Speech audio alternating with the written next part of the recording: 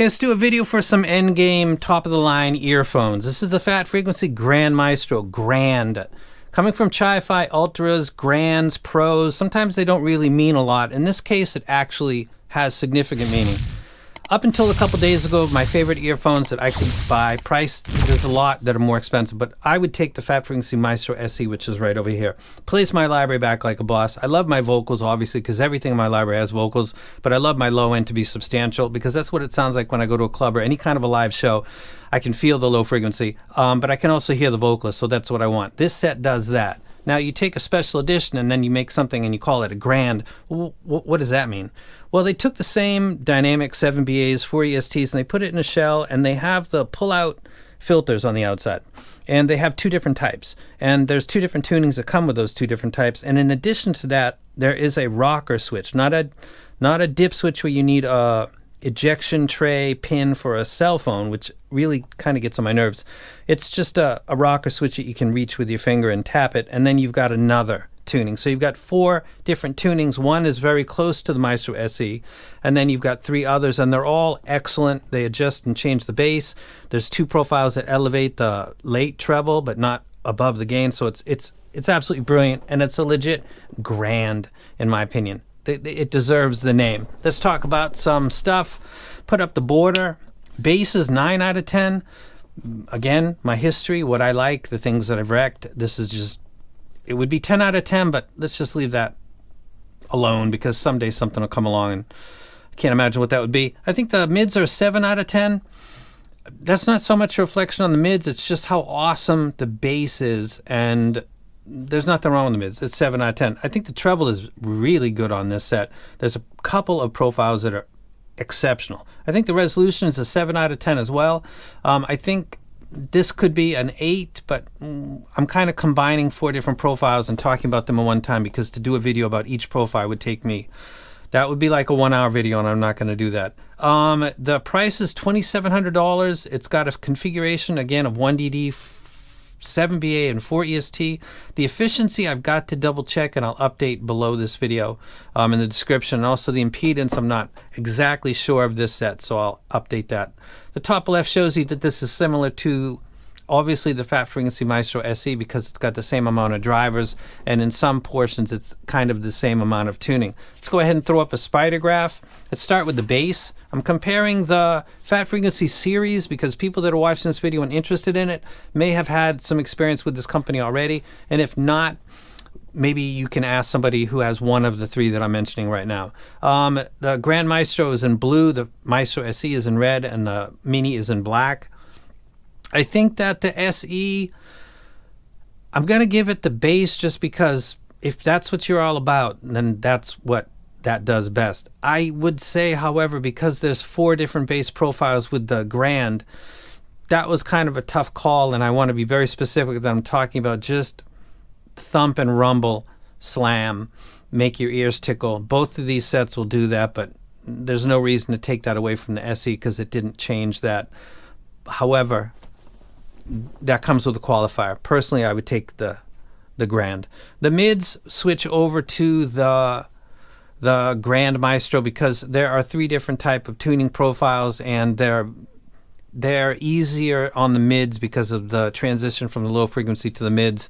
These are different drivers taking care, of course, and they're crossed over. However, when you've got substantial amounts of low end, the perception of the mids, even if it's being done accurately by the drivers, is harder to discern because you're being overwhelmed by low frequency. Because this has 4 different tunings that are very different, the mids are on another level from the Maestro SE. The treble as well, it's got 2 profiles that I might be throwing up graphs right now that are brilliant. I did not know and realize and think about, because it was such a club type sound with the SE, but it doesn't have that late treble, which I'm okay with because I think that the extension meme is actually a meme. There's a lot more put into it than there actually is, until you have a set that's actually got energy there. Not too much, but enough. There is a sense of capturing things in a more authentic and realistic way than the Maestro SE when it comes to the upper harmonics of things like guitars with distortion pedals, piano keys, which goes all the way across the board from the lowest threshold that you can hear to the highest threshold you can hear. Piano's a fantastic instrument for that.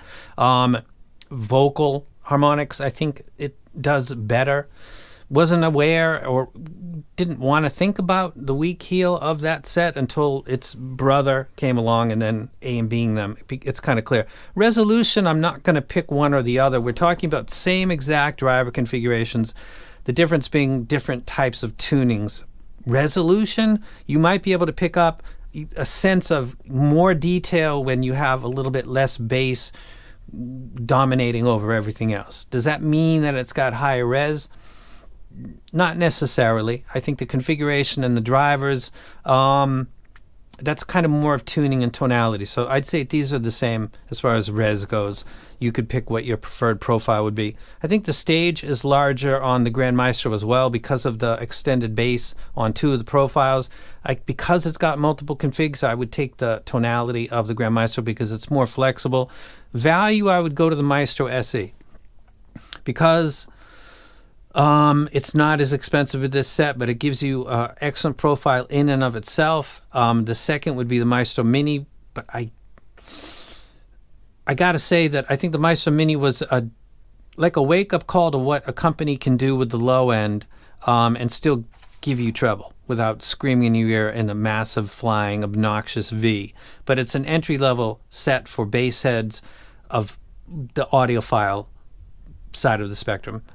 It doesn't compete really at all with the Grand Maestro. And I put it in front of the Grand Maestro just because the Grand Maestro is expensive. So that's the Spidergraph. I spent a long time on that, maybe more than I should have, but let's go ahead and talk about the frequency response graph. I'm going to swing to my left. This is the yellow is the Maestro SE and the green is the Grand Maestro. You can see that there's two differences here. One is the sub bass is over the SE, or the SE is over the Maestro by about 5 dB, and then it comes down and it's about 1 to 1.5 when we get to about 60 hertz. And then they pinch off at about 200 and they line up with my curve. Then you get to the brilliance of the set, which is the mids, the gain, the upper mids. It's got the resonant peak right here. It's very easy to line up and it's very easy to move it around because it really is a resonance peak. And then you can see that there's a lot less energy on the Maestro SE than there is on the Grand Maestro on two of its profiles, this one being the stock one. If you have the black one with, I guess you don't turn the rocker switch, probably how it comes stock. So if you don't touch it, this is what it looks like. It's got a teeny bit less bass, but it's got more energy in the treble. It's a more lively sound because of that, but again, it's still an enormous low end, but it's got kind of some compensation energy in the upper end. Now, let's go ahead and take a look at another configuration. This is the same set. This is the blue with the dip switch set to the alternate, which would be 2. And as you can see, that's got a very, not a lot of bass. And then we go to blue 1, and then we've got over my target and also extension, and then we go to black 2, which is, so here's the thing. There's a lot of times where dip switches don't seem to do a lot of stuff. With this combo of the filter and the rocker switch, you're actually seeing a clear 1, 2, 3, 4, 5. Let me take out the SE now because we're not actually talking about that set now. This is the set we're talking about. Let me take the labels out. There's 4 clearly different levels of low frequency on this one set that I'm looking at right here. There's clearly 2 different groups of treble on this. 2 of them are more boosted than the SE, but it's not really above the gain. It's about at the same amplitude, the same level to the ear. And then there's 2 that are similar to the SE, but actually even those are more energetic. So in all profiles, the Grand has more energy than the SE. So you see that you're getting low end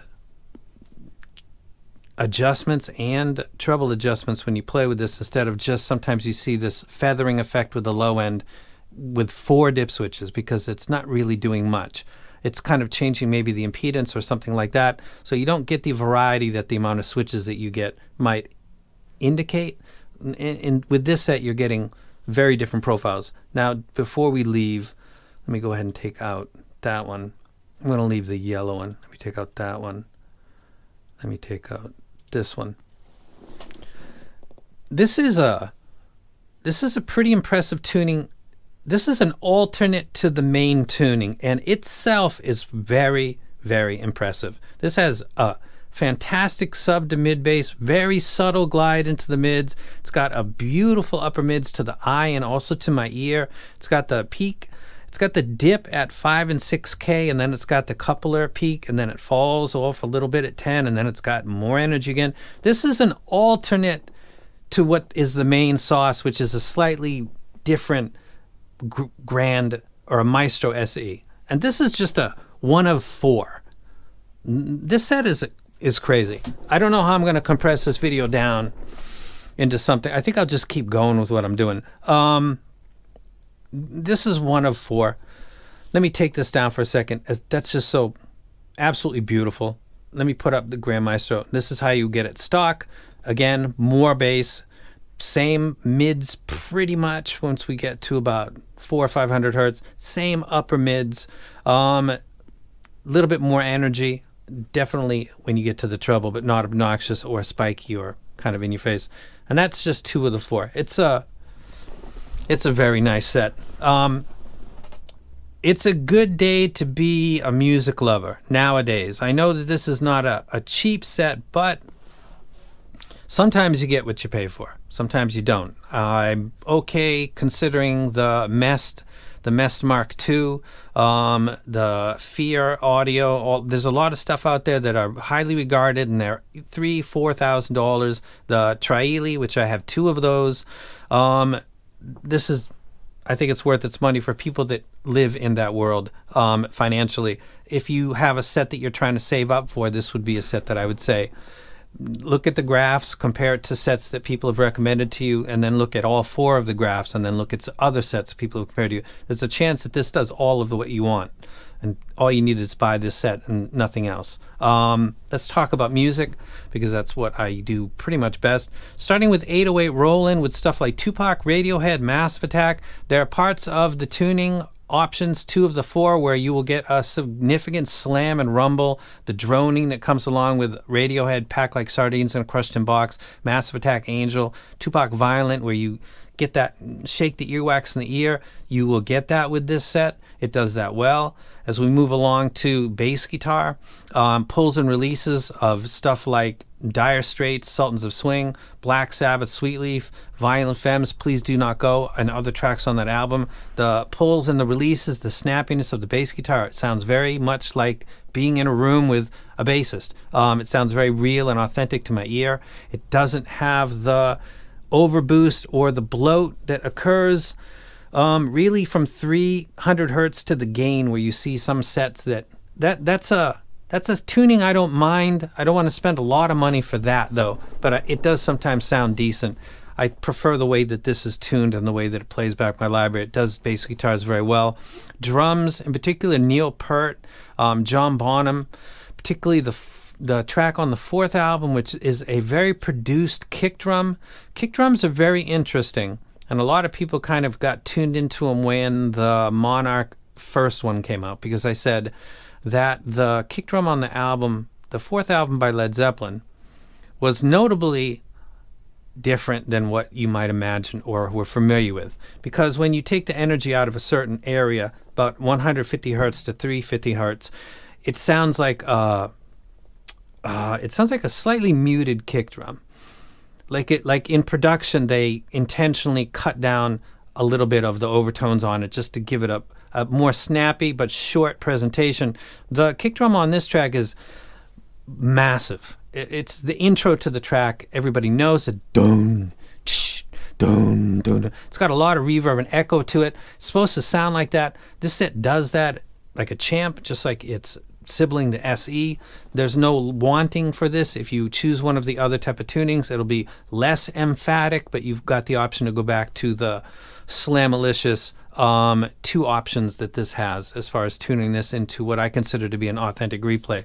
As we move into vocals, stuff like Fleetwood Mac, two male singers, Hart, Kendrick Lamar, everything in my library Here's the thing about vocals. If you play with the mids, you mess up the vocals. If you play with the upper mids, which is part of the mids, you mess up the vocals. You can make them shouty. You can make them sound scooped. There's a lot of stuff that you can do with the bass. You can make it flat. You can make it sub-bass dominant. You can give it a glide. You can do many things with treble. There's all kinds of treble profiles out there that people love, and they might have two sets that are completely different. They love them both as much as the other because it's lots of overtones, harmonics, and how that you want that might be a mood. So you pick this set because it's energetic, or you want to relax, so you pick another set. There's a lot of ways to do treble. Mids, there's not a lot of ways to do mid frequencies. If we're going to just say mids is about 250 to about the gain, there's not a lot you can do with that. You pull it down and vocals sound distant, and then the first and second, third, or the second, third, fourth art harmonics are in the gain region and are pushed up, and they sound kind of shouty. Or you can push the mids up with an artificial bump, and you give it a warmth, and kind of it blooms and blends in with low frequency rhythm instruments like the drums, the bass guitar, and other things in that low end. So there's not a lot that you can do with the mid frequencies. Vocals on this set sound awesome because everything in my library contains vocals except for some classical music, which I'll get to in just a second. So this because of its multiple profiles, does vocals better than the original Maestro SE because you can tune down that bass if you feel like it's getting a little too warm for female vocals. Again, male vocals have more flexibility to the ear because you're essentially husking them, is the best term that I can come up with.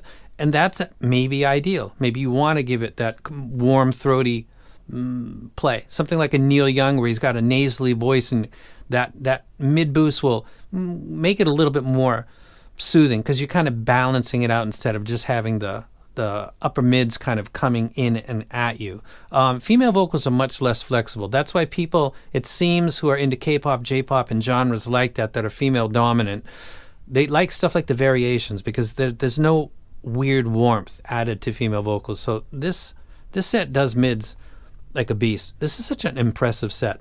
I'm clearly hyping this as I speak, and I listen to myself and think, if I was watching me, I'd be like, okay, bro, I don't even care. It's that good. I'm talking about very specific music. Listen to it at your leisure and come back and tell me if you think you disagree. That would be your opinion, but, opinions are, they're good. You leave it below if you'd like. And the last thing I'd like to talk about is Vivaldi. I said that Vivaldi, this would be Concerto Number 1 in E major. Somebody said this is really built for, it's a piano concerto, and this version is violins, a lot of strings, a lot of energy. I said that the Maestro SE did it well. It's got a lot of bass, but I thought it still does it well. It sounds kind of lively. With the Grand Maestro, you have the ability to tune it down to like this yellow one right here, into a profile where you've got, I don't know, 10 dB, 5 dB actually. 5 dB at its apex in the sub bass, and then a very, very slow gradual decline as till you get into the mid. So, and then you've got a beautiful upper mids and treble. You could nail Vivaldi in your classical library by just simply tapping on the rocker switch on the outside. It's a brilliant set. If you made it this far, type your favorite color in your comment, and I will double your entry into the giveaway for the Dunu, because I've talked a lot now. There's got to be some kind of reward there. Put your favorite color in your comment. I'm going to grab you twice or 3 times and put you in that wheel. So I'm going to increase your chances substantially because I'm going to put you in there more, just because how long can the guy ramble and how long can you possibly watch as a guy rambles? I think I've covered everything. I should do a close-up of this and look at it in hand closely. I think I will probably do that in another video because I've taken so much time.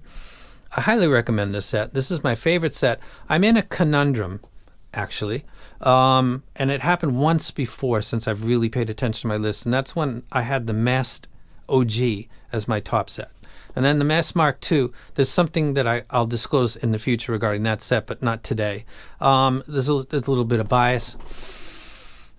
I put another mess above the original one, and the difference is subtle, but to my ear, I thought it was an improvement. Others disagree, but I thought so, so I had to do that. I felt weird when I did it. When I put the Maestro SE as my number one set, somebody sent me a DM, and they said, bro, you really should listen to the Grand before you do that, because I'm sure you're going to undo that. And of course, I'm going to dub, bro. Don't tell me what to do, man. It's that's my list, bruh. Thanks anyway. And here I am, and he's probably laughing right now because he knows exactly who he is, because I'm going to put this set above the SE, because it does basically what the SE does. It's got more treble and energy, and it's got 4 alternate tuning profiles, one that's almost identical to the original, and then 3 that are completely different, and each one of them is exceptional. What an amazing company. What an awesome time to be wealthy or in the hobby. There's awesome stuff that is in the $50 and below, $100 and below, and if you spend more money and you like to play with stuff and like buy $7,000 DAPs or just enjoy life anyway. Some people collect watches, other people do other stuff. This is a good time to be in the hobby and buying stuff. You can get a graph before you buy it. You don't have to watch 10 people saying it's awesome and no one's talking about anything. You finally buy it and then you get a graph a month later and you're like, what were people talking about? This thing has no impact whatsoever. Everybody said it makes your eyeballs shake, or the vocals are sweet and warm and this thing's screaming in my face and the graph reflects all of that. We live in a day now where you can get tons of info before you make your purchase. This plays back my library as good as anything, better than anything really, and I can do it in 4 different ways, and it doesn't absolutely burn a hole in my wallet like some sets that I've spent $4,000, $5,000, $3,500, just nut stuff. Gotta learn, gotta pay to play. You guys think that everything gets sent to me for free? I spend an enormous amount of money in this hobby. It's good to me as well, but you gotta pay to play sometimes, and if you are interested in something that plays a library like mine, because your library is like mine, whether it's hip hop, trip hop, reggae, rock and roll classic, going all the way up to grunge, some classical, Vivaldi, Verdi, Tchaikovsky in particular, actually exclusively. I don't listen to Beethoven or Bach, Wagner, just because of how I grew up and my parents listened to those 3 composers regularly. This would be the set I rec. And again, if you made it this far, name 2 colors and I'll put you in the wheel 4 times. How's that? And shout out to Fat Frequency. You guys are going to be so huge for so long. I'm glad that you can make a living doing what you love, which is sharing the gear that plays back music well, and you guys do an awesome job with it. Customer service, as I've been watching for the past 6 months, has been excellent. Fantastic. Didn't even know the company a year ago, and now they're my favorite company. And now I'm out.